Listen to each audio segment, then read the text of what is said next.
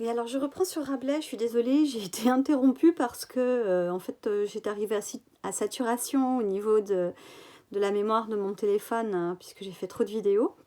Donc j'ai fait un peu de suppression et me revoilà donc pour reparler des couillons de Rabelais. Donc comme je vous le disais, Rabelais use d'un vocabulaire volontiers, graveleux, les bonnes blagues grasses, vous savez, hein, dont on rigole bien, parce que c'est voilà, c'est pas du meilleur goût, mais Rabelais écrit beaucoup comme ça. Il utilise aussi les effets de surprise, de retournement et une variation fantaisiste des proportions causées par le gigantisme de son personnage. Ensuite, question 2. Un microcosme, c'est un monde équivalent au monde habituel, mais réduit à de plus petites proportions. La bouche de Pantagruel est donc un microcosme car elle renferme les mêmes éléments que le monde initial, la nature, les habitants, etc. Question 3. Au début, Alcofribas décrit le paysage, puis il découvre un habitant de ce microcosme dont le fonctionnement sont semblables à celui de l'ancien monde. Mais à la fin du texte, un élément de cet ancien monde, c'est-à-dire les pigeons, intervient à son tour dans le microcosme par donc, l'intermédiaire de ces colons qui entrent dans la bouche de Pantagruel. Donc on est un petit peu voilà, étonné par l'intrusion de l'ancien monde dans l'ancien monde dans l'ancien monde. Et vous remarquez d'ailleurs que les termes de monde et de terre apparaissent régulièrement dans ce texte. Alors d'abord, le nouveau monde mentionné à la ligne 11 correspond à la bouche de Pantagruel. La terre neuve, ligne 12-13, dont parle le vieillard, désigne ce que nous nommons la terre. L'autre monde, à la ligne 21, dont parle le compagnon qui tendait ses filets pour attraper les pigeons, ça désigne aussi notre monde, celui qu'est la terre. Donc, on peut comprendre finalement la dernière phrase de plusieurs façons. La moitié du monde ne sait pas comment l'autre vit. Ça désigne à première vue le monde de la bouche du personnage et la terre, mais comme cela, ça peut s'appliquer aussi aux terriens, et donc signifier par là qu'il peut exister d'autres planètes peuplées ou sur notre terre d'autres mondes. En suivant l'exemple de Rabelais, on peut varier à l'infini les proportions de cette sentence. Voilà pour le premier texte. Alors ensuite, les textes 3 et 5 ont été souvent choisis. Le texte 3 était assez simple à comprendre au niveau de la structure, puisqu'on avait très clairement deux paragraphes qui s'opposaient. Donc il s'agissait d'un peuple heureux, tiré de l'histoire des Sévarambes. Là, pour le coup, il s'agit d'un récit fictif de voyage dans lequel Véras relate la découverte par un certain capitaine Siden d'une terre australe, au continent où règne un état utopique et rationnel. Nous avons parmi nous des gens qui regorgent de biens et de richesses, et d'autres qui manquent de tout. Nous en avons qui passent leur vie dans la fainéantise et dans la volupté, et d'autres qui suent incessamment pour gagner leur misérable vie. Nous en avons qui sont élevés en dignité et qui ne sont nullement dignes ni capables d'exercer les charges qu'ils possèdent. Et nous en avons enfin qui ont beaucoup de mérite, mais qui, manquant des biens de la fortune, croupissent misérablement dans la boue et sont condamnés à une éternelle bassesse.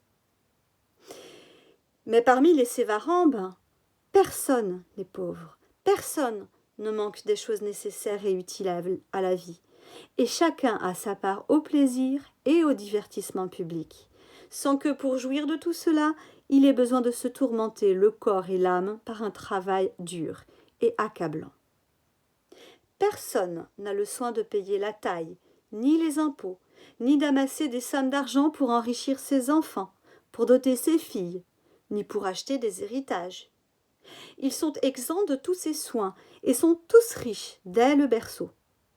Et si tous ne sont pas élevés aux dignités publiques, du moins ont-ils cette satisfaction de n'y voir que ceux qui le mérite et l'estime de leurs concitoyens y ont élevé.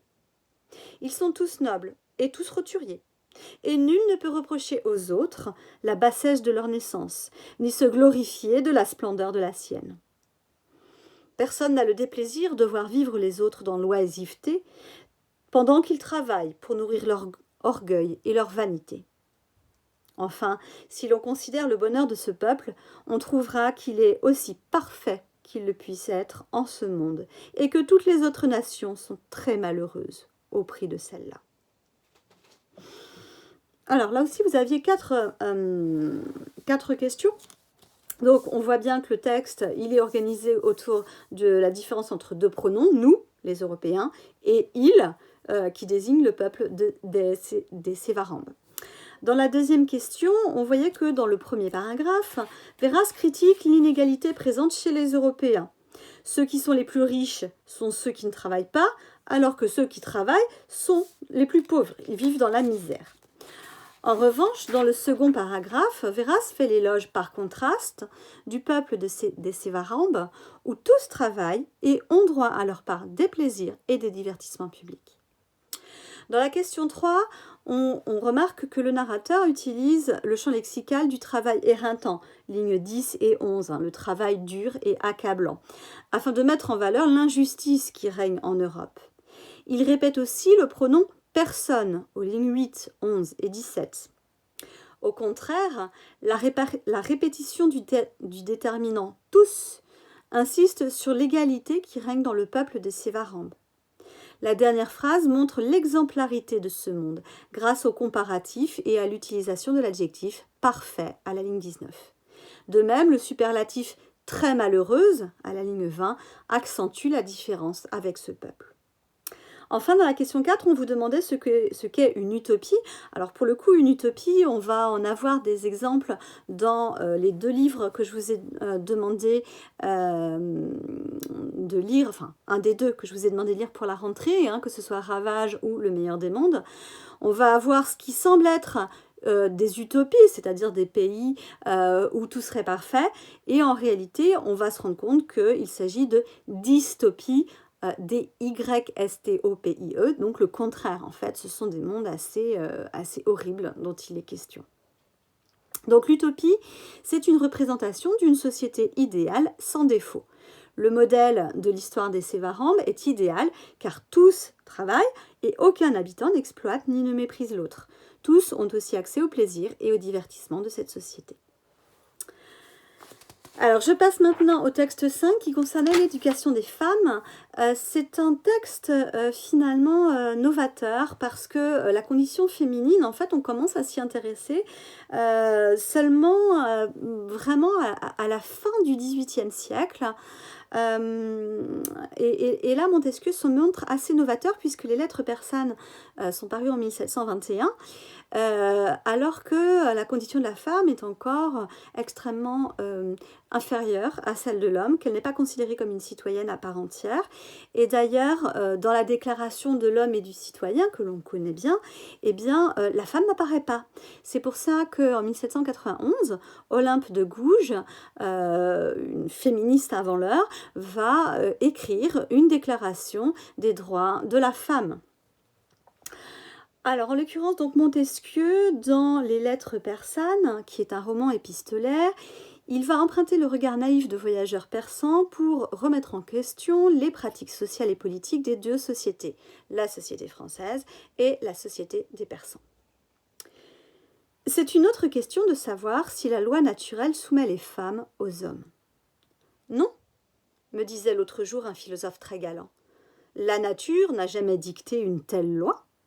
L'empire que nous avons sur elle est une véritable tyrannie. Elles ne nous l'ont laissé prendre que parce qu'elles ont plus de douceur que nous, et par conséquent plus d'humanité et de raison. Ces avantages qui devaient sans doute leur donner la supériorité, si nous avions été raisonnables, la leur ont fait perdre, parce que nous ne le sommes point. Or, s'il est vrai que nous n'avons sur les femmes qu'un pouvoir tyrannique, il ne l'est pas moins qu'elles ont sur nous un empire naturel, celui de la beauté à qui rien ne résiste. Le nôtre n'est pas de tous les pays, mais celui de la beauté est universel. Pourquoi aurions-nous donc un privilège? Est-ce parce que nous sommes les plus forts? Mais c'est une véritable injustice. Nous employons toutes sortes de moyens pour leur abattre le courage. L'effort serait égal si l'éducation l'était aussi. Éprouvons-les dans les talents que l'éducation n'a point affaiblis, et nous verrons si nous sommes si forts. Il faut l'avouer, quoique cela choque nos mœurs, chez les peuples les plus polis, les femmes ont toujours eu de l'autorité sur leurs maris.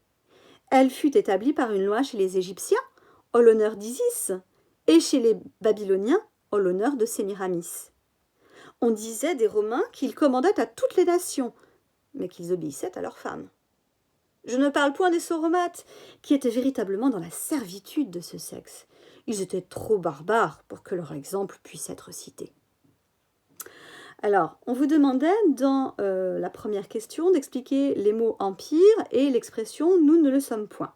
Alors, l'expression empire, à la ligne 3, signifie ici la domination, une espèce d'emprise. Le personnage affirme que les hommes, par nature, sans l'influence de la société, ne sont pas supérieurs aux femmes.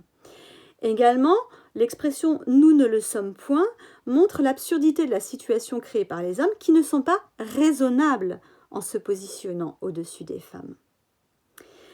Deuxième question, les femmes ont la force de la beauté, mais elles sont faibles socialement puisque les hommes leur abattent le courage.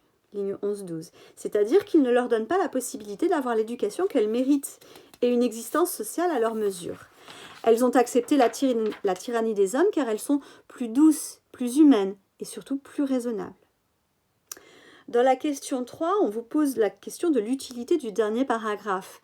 Alors, ce dernier paragraphe, il sert à convoquer l'exemple d'autres cultures pour renforcer l'idée avancée dans le raisonnement. Dans beaucoup de peuples, c'est à la femme que l'on confère l'autorité. Dans la question 4, on vous demandait ce qu'est un paradoxe. Le paradoxe réside dans le fait que c'est une opposition finalement.